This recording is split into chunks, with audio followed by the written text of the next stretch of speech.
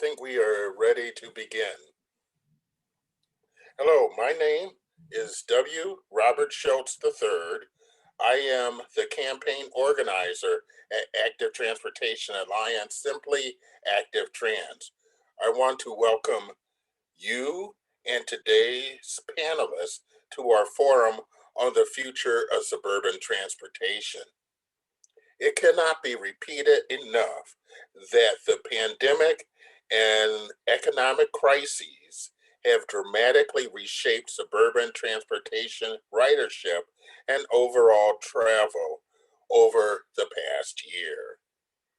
Since the onset of measures to mitigate the COVID-19 pandemic, Active Trans has produced a series of public Zoom events examining the current role of public transportation and looking forward to recovery. Central to these discussions is building back better, particularly in communities where transit equity needs are the greatest.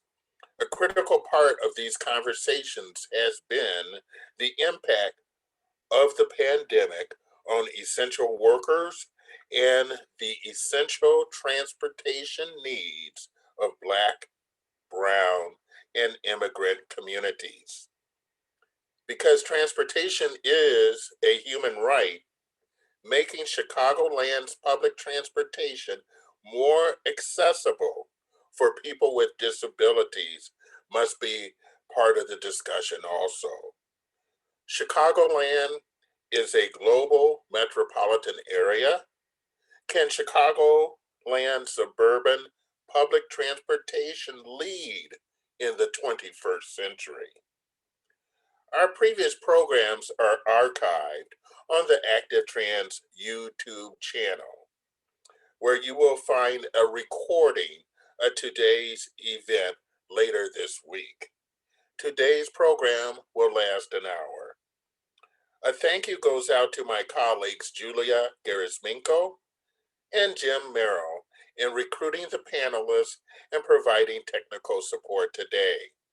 I also want to thank Carmen Sanders from the Chicago Hearing Society and Alternative Communication Services, LLC, for providing sign language interpretation and closed captioning.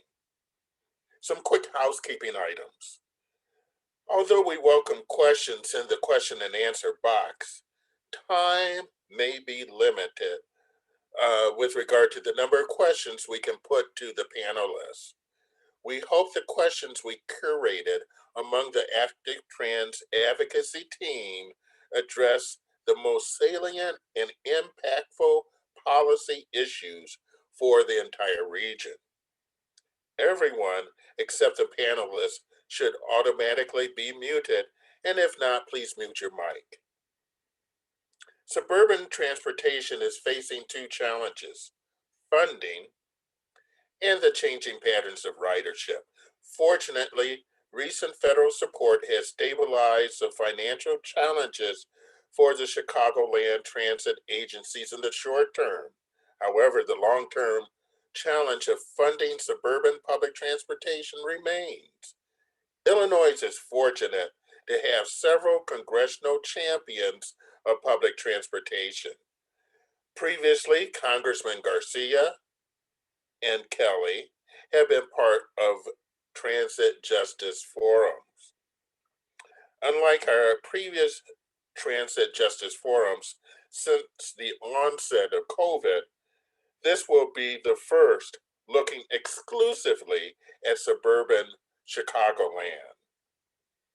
Federal support is critical, hence a pre-recorded message from Congressman Marie Newman, who represents the Illinois 3rd District with heads on a southwest vector from Chicago to Lockport. Congressman Newman is on the Infrastructure and Transportation Committee.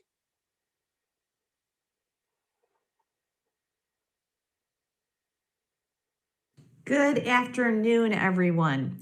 Well, I certainly apologize for not being able to participate in this discussion live today, but I do want to give a special thanks to the Active Transportation Alliance and Amy Rynell for hosting this very important discussion, and it truly is. As we all know, COVID-19 and the economic crisis have had devastating impacts on our transportation systems, from ridership dropping dramatically to budget shortfalls that threaten progress of infrastructure projects and, quite frankly, the jobs of transit workers. Months ago, our agencies were looking at a pretty bleak future. So we are in a better place, though. We've made tremendous progress in just the past month with the final passage of the American Rescue Plan. This legislation keeps frontline transportation workers on the payroll, out of unemployment, and ensures that essential infrastructure projects are kept on track. Also helps FEMA get vaccines into arms. As part of this plan, we invested $1.5 billion to support our transit agencies in Illinois. And that includes $71.5 million to Midway Airport, which is critical to my district, Illinois 3, but also to the Chicagoland area.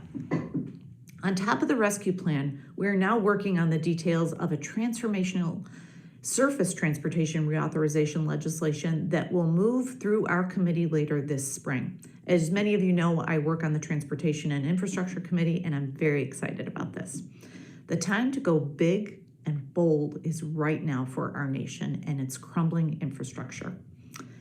This upcoming Thursday, Secretary Buttigieg will be attending our Transportation Committee meeting so we can hear the priorities of the Biden administration on this very issue. My top line priority as part of this package is ensuring that we put equity and accessibility at the forefront of this infrastructure package. That's why in my first months in progress, many of the panelists on today's discussion know this, I convened all of our local transit leaders in my district so we can collectively create a holistic review and assess and partner on projects and green solutions. Too frequently, when problems are identified, just one channel, such as railroad traffic, is assessed, but we don't look at highway and air and rideshare impacts. If we want to bring suburban transportation into the 21st century, we have to do it holistically and collectively. There's just no other way. That's why I'm thrilled to have this conversation. Let's continue to have it, and let's make a point of it. And I look forward to continuing our collaboration with local leaders, transit agencies, and our transportation advocates.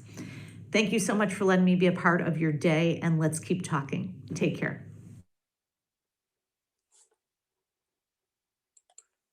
Well, I've communicated to Congressman Newman's staff of appreciation for the comments that she was able to provide to us today. And it's great to have the support of Congressman Newman. Now let's talk about the RTA. Together, the RTA, PACE, and Metra provide funding and services to a diverse, wide range of communities in a large geographic area. The RTA is charged with financial oversight, funding, and regional transit planning for the region's 3 service boards and the PACE Americans with Disability Act's ADA Paratransit. RTA funds services in 6 counties with over 7,000 transit route miles. What follows next is a pre-recorded message from Leanne Redden, the Executive Director of the RTA.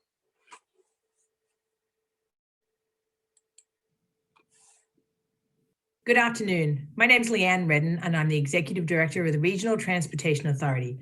I'm sorry I couldn't be with you all today, but appreciate the opportunity to update you on the continued progress of the RTA's COVID recovery strategy and for our regional transit system. Since October last year, we have been executing a 3-step strategy to sustain service through and recover from the impacts of COVID-19. We completed step 1 in December with our board's approval of the 2021 budget. The budget was passed with a $50 million gap, reflecting the need for additional funding to avoid severe service cuts beyond those that Metra and PACE had initially made at the start of the pandemic. We began step 2 in January with the goal of sustaining critical transit services and providing mobility for those who most need public transportation during the crisis, including bus riders, essential workers, residents with economic hardships across the region, and people with disabilities. Gratefully, A combination of federal relief funding that passed in December and better than expected sales tax means that the region will have enough funding to close the 2021 budget gap and avoid further cuts. Through this process, the RTA is committed to a transparent, accountable, and collaborative approach to communicating with our partners and stakeholders through every step of the recovery strategy. Just as we are completing the allocation of the December relief funds, President Biden signed the American Rescue Plan Act of 2021, a $1.9 trillion COVID relief bill. In its final version, the legislation contains approximately $30.5 billion in relief funding for transit agencies nationwide. And early estimates suggest that the greater Chicago urbanized area is likely to receive about $1.5 billion in formula funding. Now that the allocations for the December relief funding are completed, and with the knowledge that the American Rescue Plan funding is on its way, we'll be able to take a collective pause from focusing on filling the 2021 budget gaps.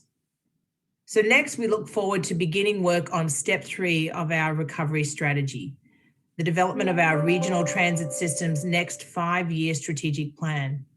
In this step, we envision supporting recovery and leveraging what we've learned over the last year to reimagine how our transit system can emerge from this crisis stronger.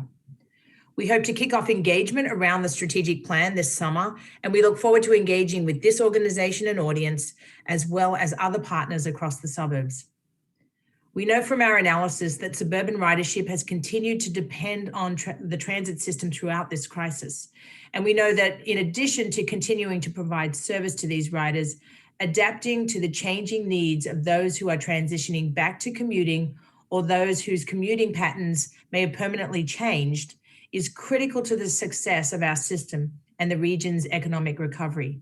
We look forward to working with all of you in the coming months and years on how we can most effectively do this. Thank you for engaging in this important topic today.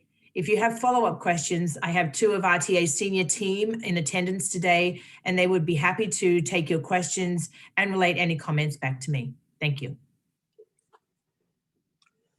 Well, I want to thank Leanne Redden and her staff for the video, and I'm sure her senior team that is present will pass a message of gratitude to her. You know, it's reassuring that the RTA is excelling in its short to midterm stewardship of suburban transportation. The 2 videos that we've seen have focused to some extent on the financial side of transportation. Now let's focus on the rider experience, especially the experience of essential workers. At the center of today's discussion will be the story of a worker's experience connecting to a suburban job. However, that story, which we will soon hear, illustrates the changing patterns of ridership. The changing patterns of ridership will be interrogated from this perspective. How do essential workers connect to the How do essential workers connect to the suburbs where jobs are flourishing? That means connections between Chicago and its suburbs. It also means connections between suburban job and population hubs without being routed through the loop.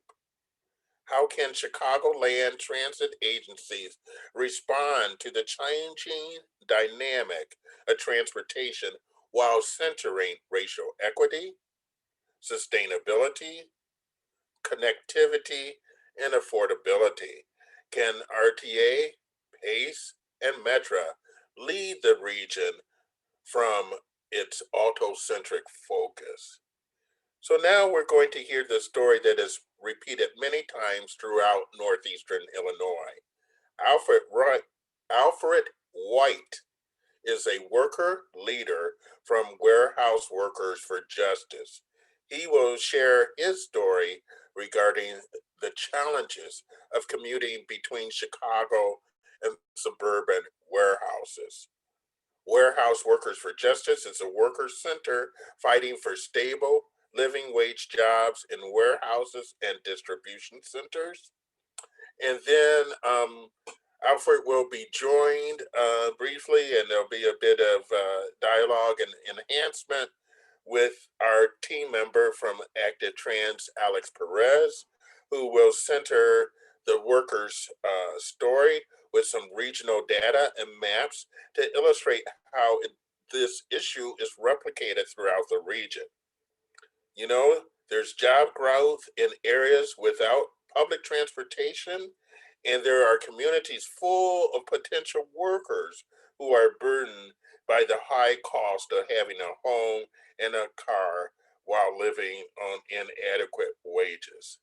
How can we get these workers to the jobs, and how can we connect the jobs to the worker? I'd like to introduce Alfred now.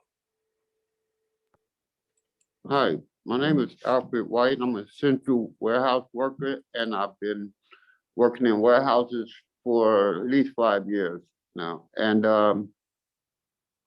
during the pandemic, I'm going through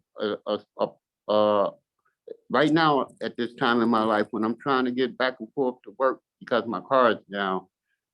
It's taking me 6 hours. I have to leave out at 12 a.m. to start a job at 6 a.m. in Menasha Bolingbrook Furniture, okay? And because I have to travel so much commute time, I'm not able to get 40 hours because my body is breaking down. I'm not able to get enough rest.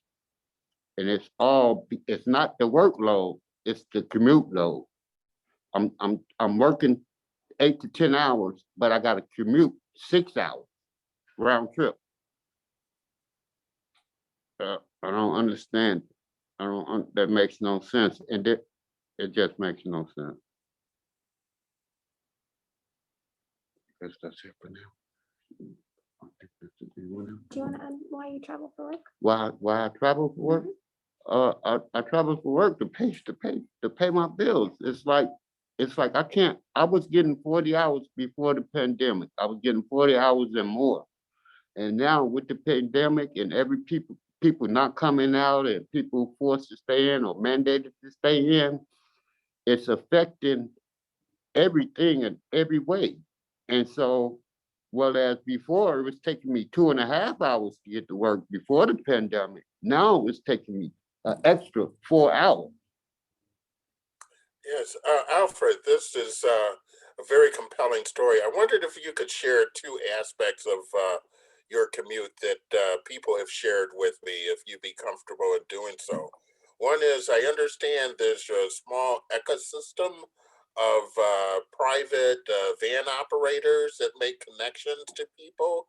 And then I'm assuming when you talk about leaving at around midnight, 12:30 a.m., you're making connections maybe with the last bus that takes you from one place to another, and maybe there's another bus to catch. It sounds like the schedules just don't work out for you. Right, okay. Yeah, exactly.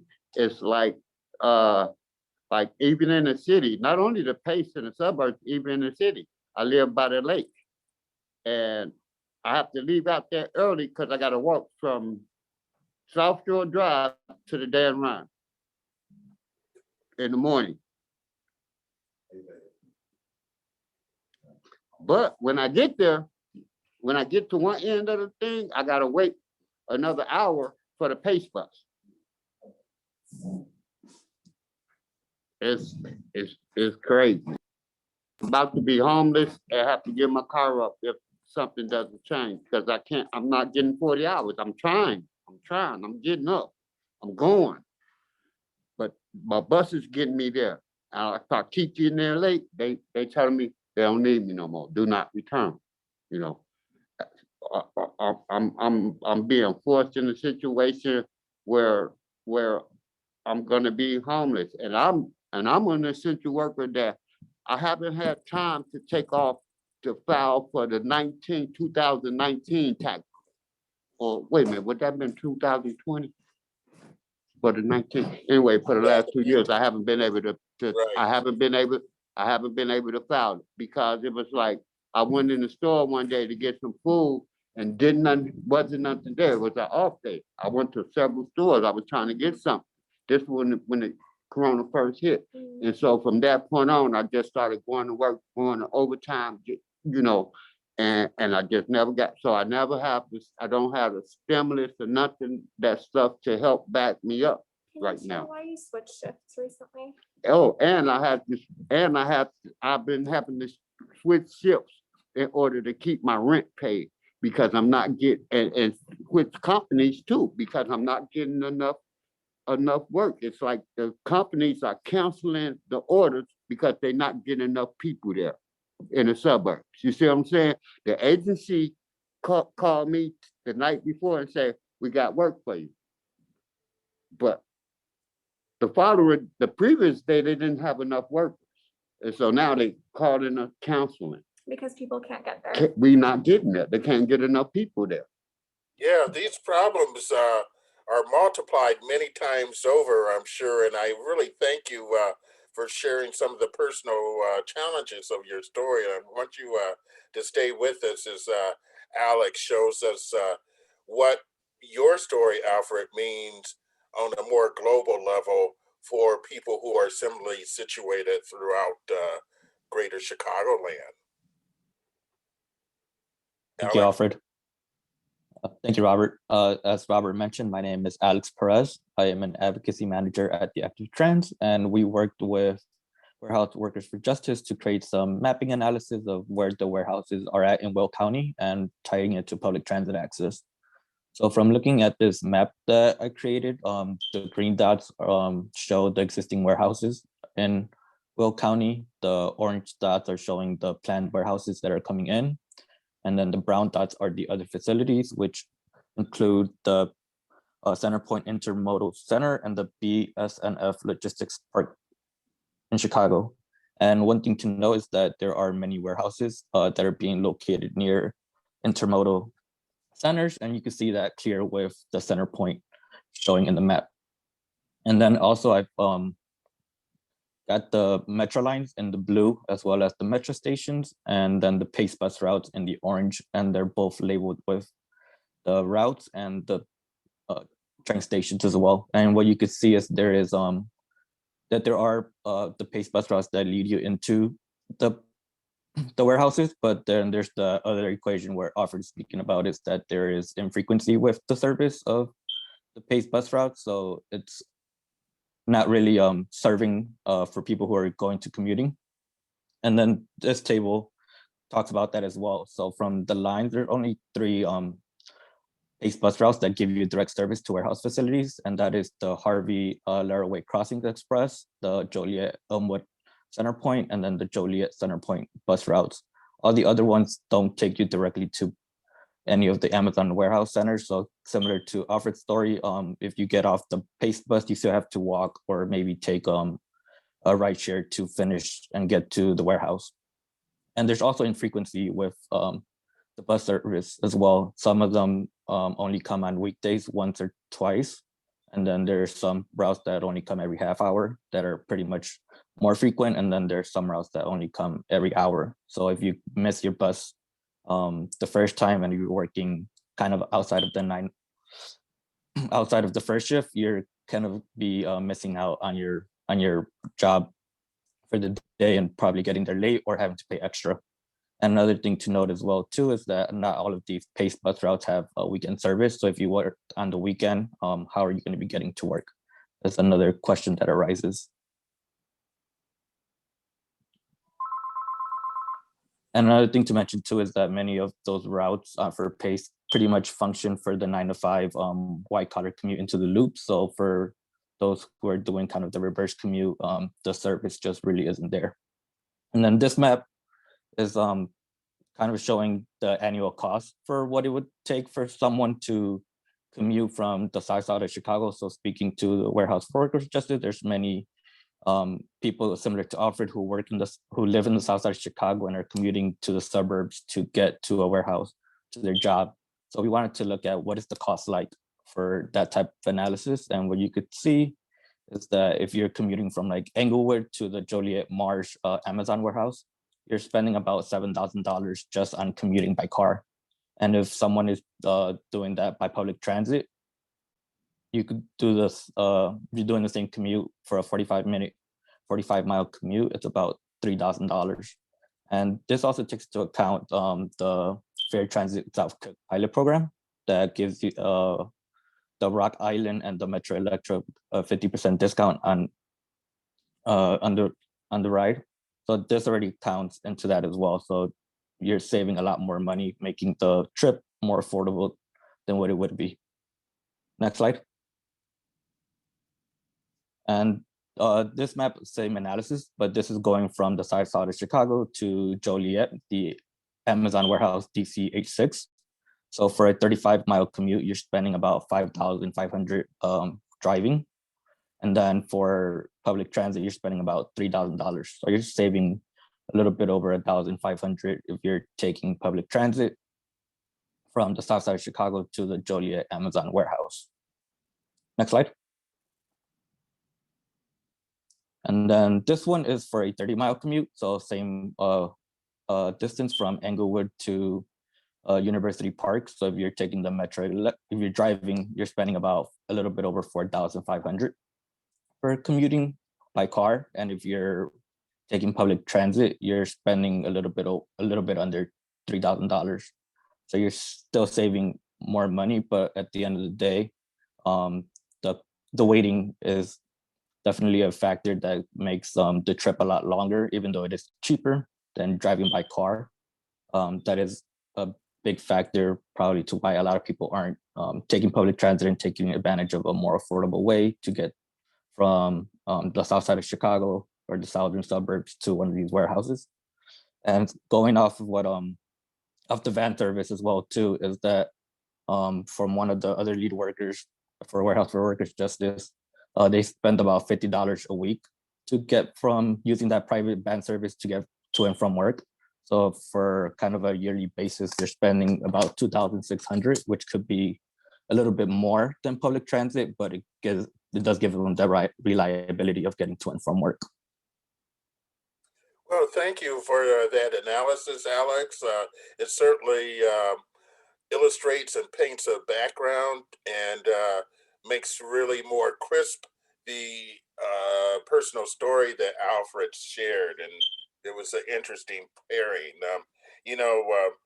Two quick things just to highlight that we didn't engage in this discussion is what might be the role of some of these employers to help fill in the gaps in these transportation issues that we're focusing, but we're not going to really delve into that today. We'll have to reserve that for another time.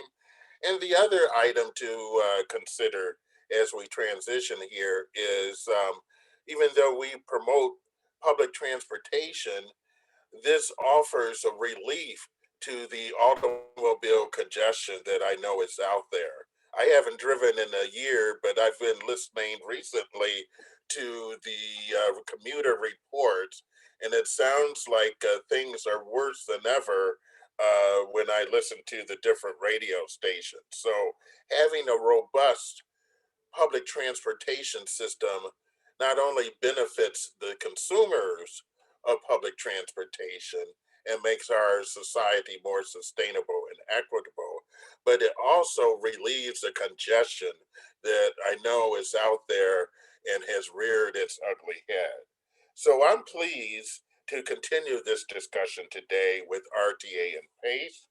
Together, PACE and Metra are providing public transportation services to a region of northeastern Illinois that covers an area 15 times the size of Chicago. Let that sink in for a moment. 15 times the size of Chicago, or the equivalent of the state of Connecticut. That's more than 3,500 square miles of area. Metra serves 242 commuter rail stations on 11 lines. PACE serves 284 municipalities. With us today is Jim Derwinski, the Executive Director of Metra, and he's going to be joined today with Rocky Donahue, who is the Executive Director of PACE. Moderating the discussion will be Amy Rynell, the Executive Director of Active Trans. Amy is marking two special occasions. This is the 1-year anniversary of Amy's leadership at Active Trans. This is also the 35th anniversary of Active Trans. The party starts tomorrow, and we hope you can join. Later in the program, we'll highlight how you can join, and we're going to be pleased to honor two well-known champions of public transportation, Jackie Grimshaw and Congressman Chuy Garcia. So the floor is yours now, Amy. Thank you, Robert.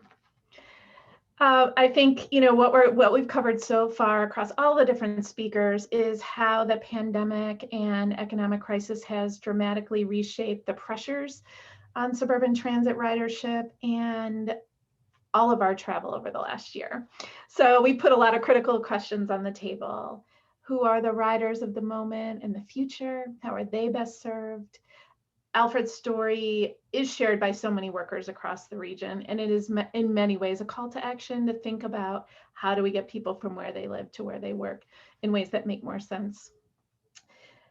The other thing we know, and Jim and Rocky know this better than most of us, is that public transit riders really are the engine that powers our economy.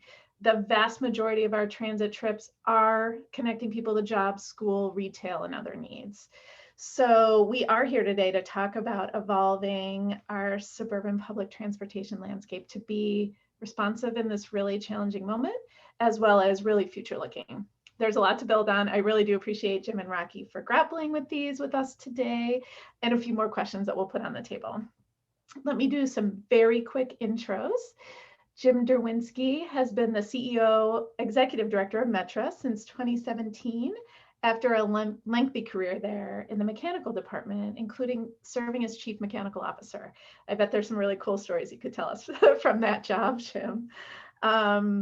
He also serves as Chairman of the Commuter Rail Coalition, the Vice Chairman of the American Public Transportation Association's Commuter Rail CEO Committee, and many other leadership roles. Rocky Donahue became Executive Director of the PACE Suburban Bus System in 2019, after also having a long career there. He started, I believe, in 1984.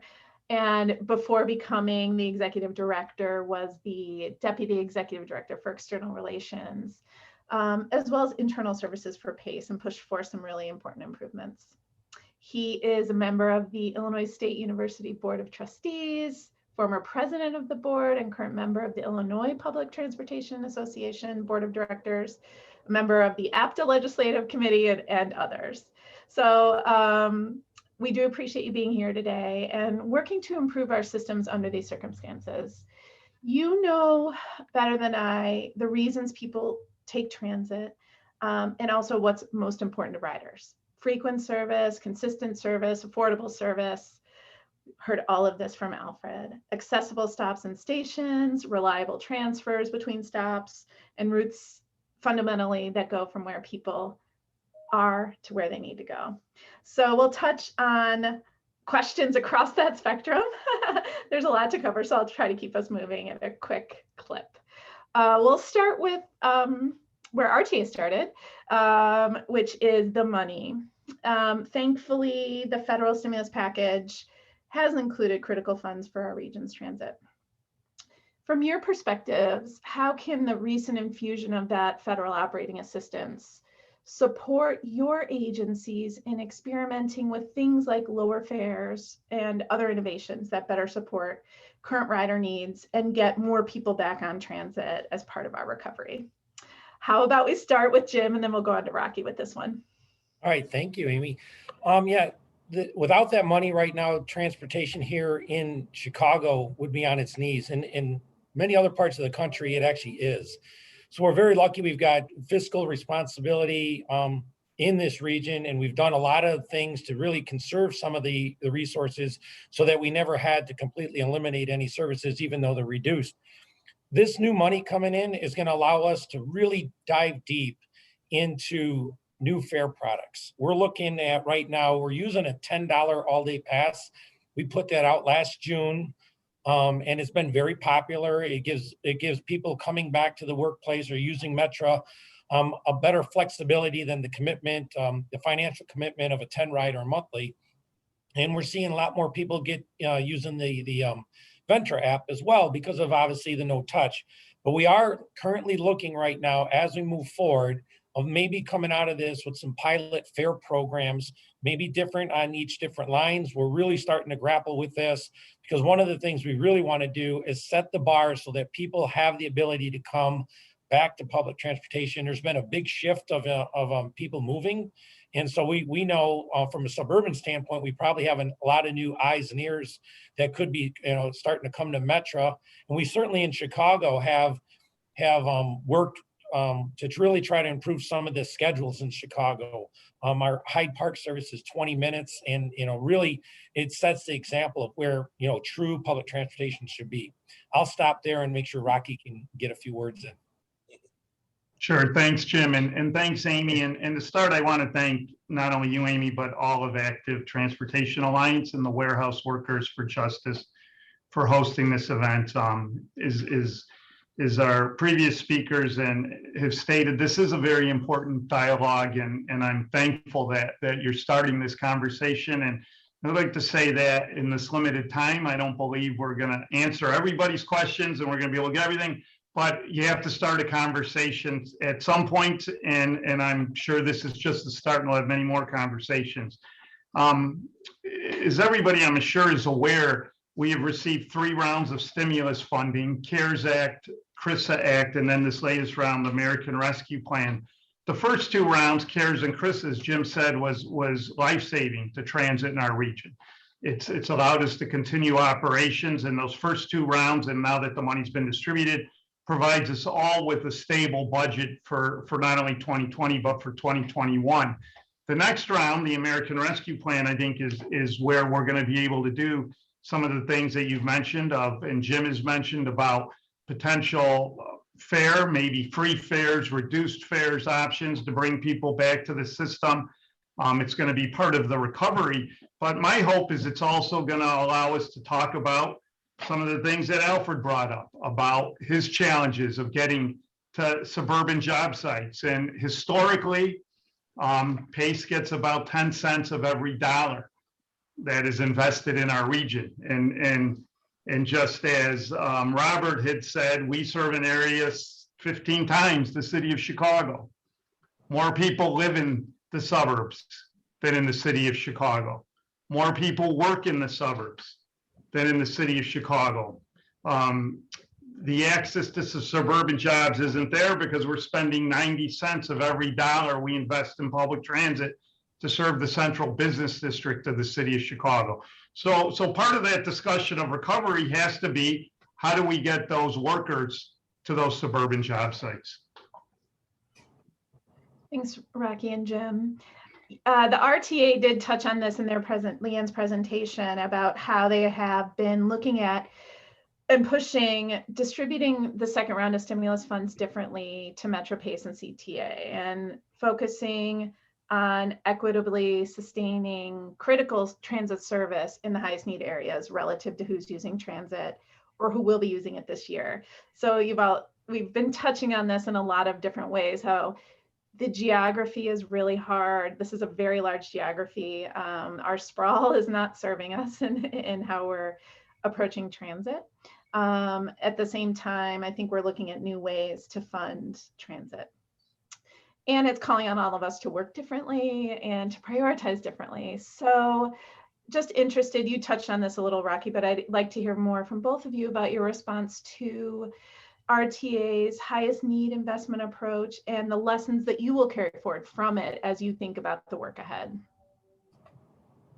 Well, I'll start, Jim, and then I'll let you jump on if that's all right. I applaud the RTA for looking at it differently. And I say that very sincerely in that there's a lot of conversations and the world has changed since the RTA as we know it today, was created in 1984. And the landscape has changed and the job market has changed and commute patterns have changed. So I could really appreciate the RTA saying, hey, let's take a look at this.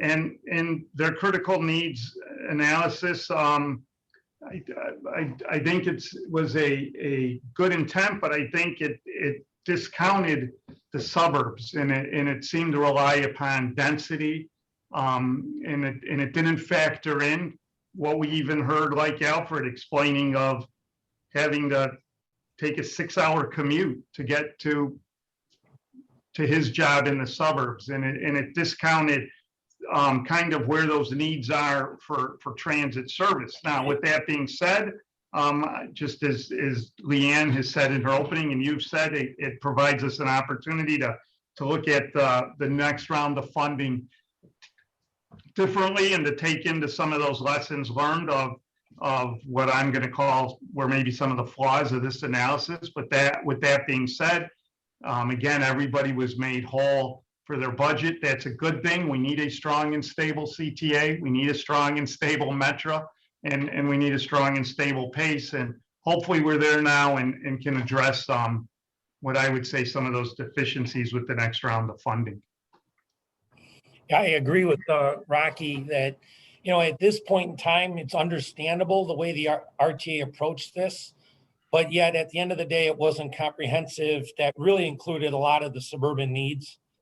Looking across the country, we share a lot of information with peers. This is not unique to Chicago.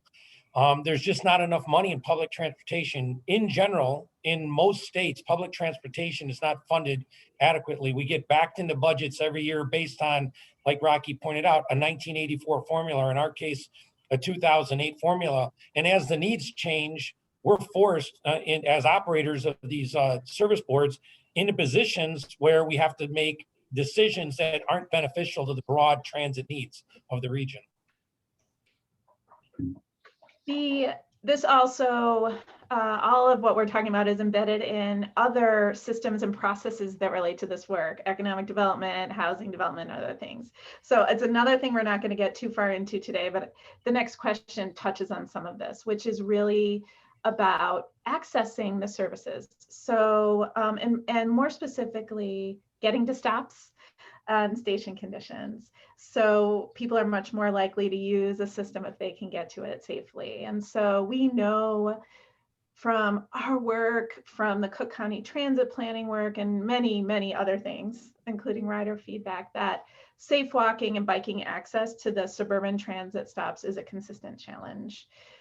And a number, a number of pace stops, the number of pace stops without sidewalks is stunning.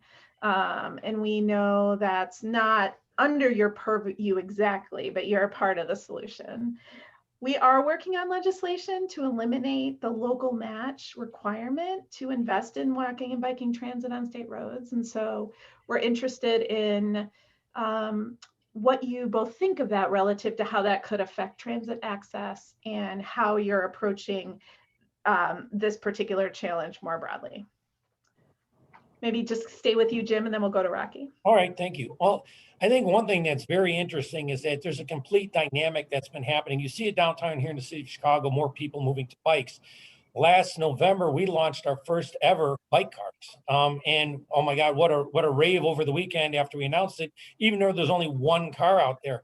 The fact of the matter is the needs of the current commuter are changing, and they have changed. They've changed a lot from when we were set up. Urban sprawl that's occurred really never was designed to meet the needs of 2020, 2021. And so I know in different municipalities, they're putting more bike racks in, they're tying bike trails to transportation. And I think this is a great thing, but it's almost like the dribbles of the financial bucket that get put there. It's not like a core focus. And once again, I think we need to really look at the way things are funded to really make this system something that's robust. And there are great examples across the country of where bikes and walking are much more easy to get to for transit. Here, clearly, we concentrate on giant parking lots. Mm-hmm. And I'll just editorialize very low parking at those parking lots, which incentivizes people to drive as well. Jim, do you want to talk a little bit about access to, I'm not Jim, Rocky, about access to the bus stops and safety at the bus stops and things you're thinking about and doing there? No, absolutely, Amy, and you hit the nail right on the head. Accessibility is our biggest challenge to success as it relates to our system, the PACE bus system. And the reality is I can pretty much have a bus anywhere almost tomorrow. And by that, it's, and I don't mean this in a bad way, unlike Metra, who's stuck on their fixed guideway, we have the flexibility. If there's a street, I can put a bus on it. The challenge in the suburbs is just what you've pointed out, the pedestrian access to get to the bus stop. It just doesn't exist in more cases. What we're doing with that is we've aggressively, over the last half a decade, the last 5 years, we created what we call development guidelines. We have asked suburban municipalities to, my term, adopt these guidelines. We don't, you know, it's up to them if they want to use them or not, but we ask them as they continue to plan and develop their communities to have transit in mind. And a big piece of that is you develop, put in the sidewalks, put in the crosswalks, put in the public safety. We will then work to make sure we're putting in the shelters and making the stop safe, but it is definitely a challenge. There's a funding challenge. We've worked as well and with the capital bill to get funding for suburban sidewalks, and we're starting to see some of that. We're also supportive of eliminating that local match, but we have to do a better job in the suburbs of pedestrian access. There's no doubt about it.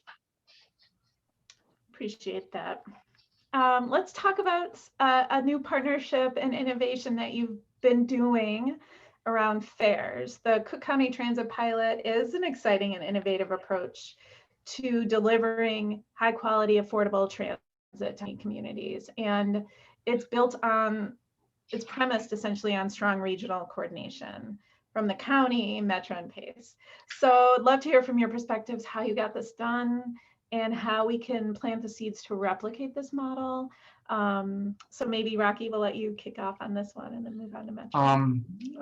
I think the answer is, Amy, what you said. It's that collaboration that occurred between Cook County, Metra, and PACE, and we all realized this was good for the region.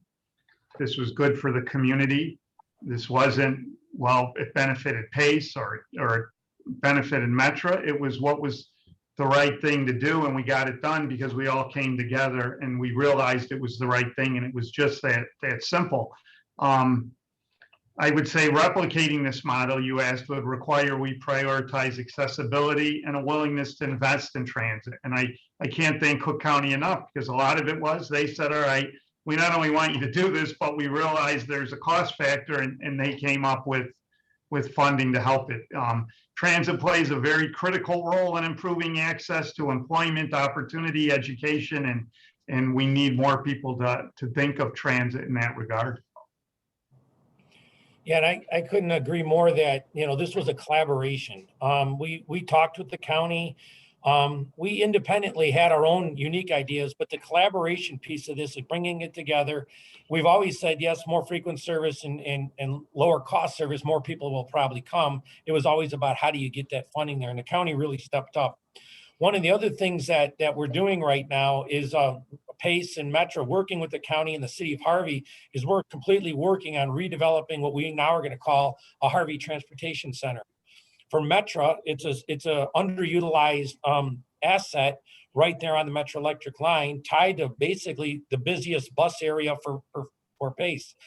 Our hope is down the road that we can figure out the way to make the free transfer of fare products from one system to the other system a reality. Once we can work that out and figure that out, to answer your question, how do you duplicate this other places? It's all about volume.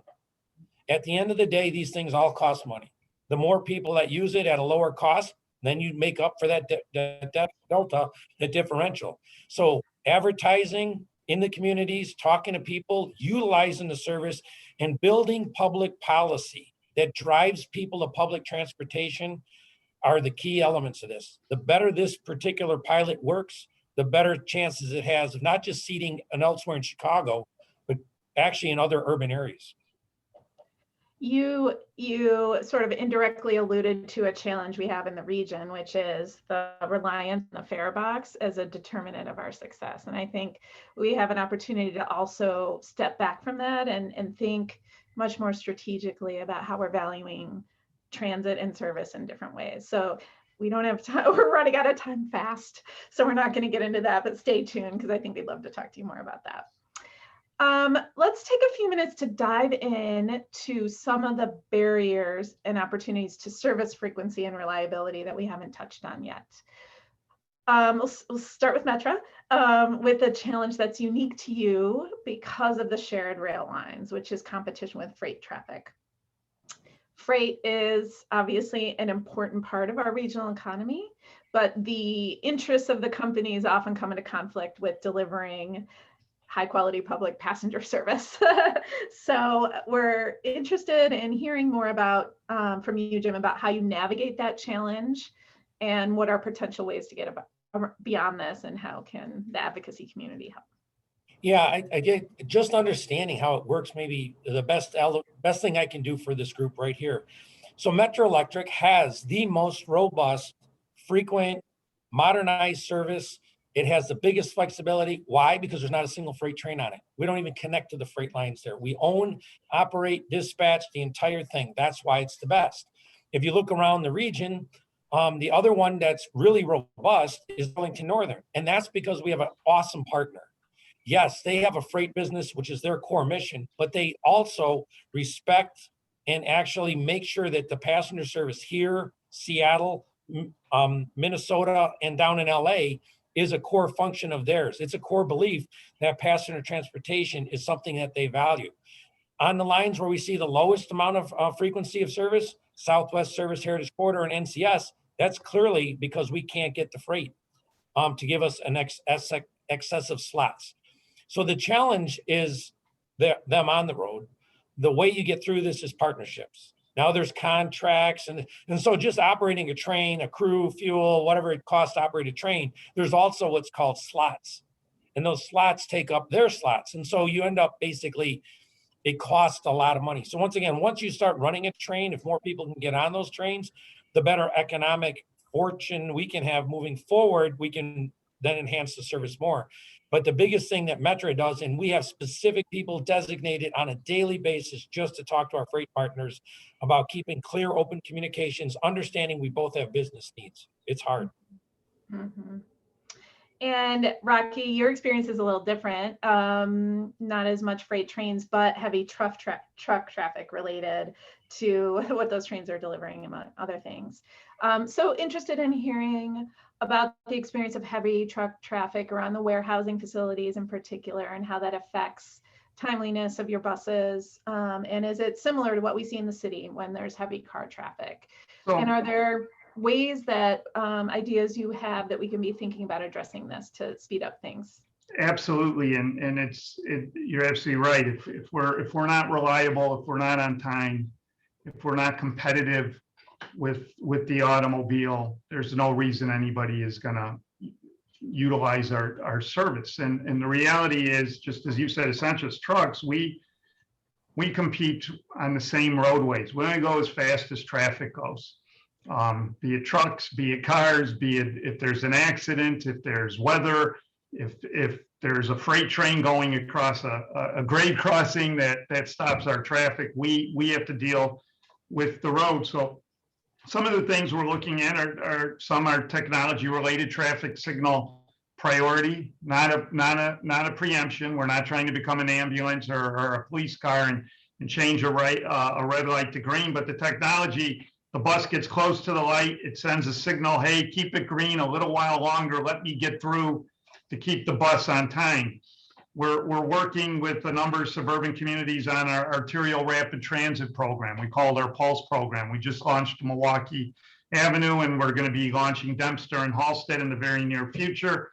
And that's providing, it's not bus rapid transit where it's a dedicated right of way, but it's allowing some things to happen. We're looking at queue jumpers. So when a bus comes up to a stoplight, it becomes a small bus only lane where it gets to jump the line. Things we've done with existing infrastructure are very popular I-55 bus on shoulder. We utilize the shoulder to get away from congestion. We negotiated with the tollway and they invested $200 million into a flex lane on I-90. And we pre-pandemic, we saw ridership growing 40, 50% in that I-90 service, again, because we became a true advantage to the car. So we have to figure out ways to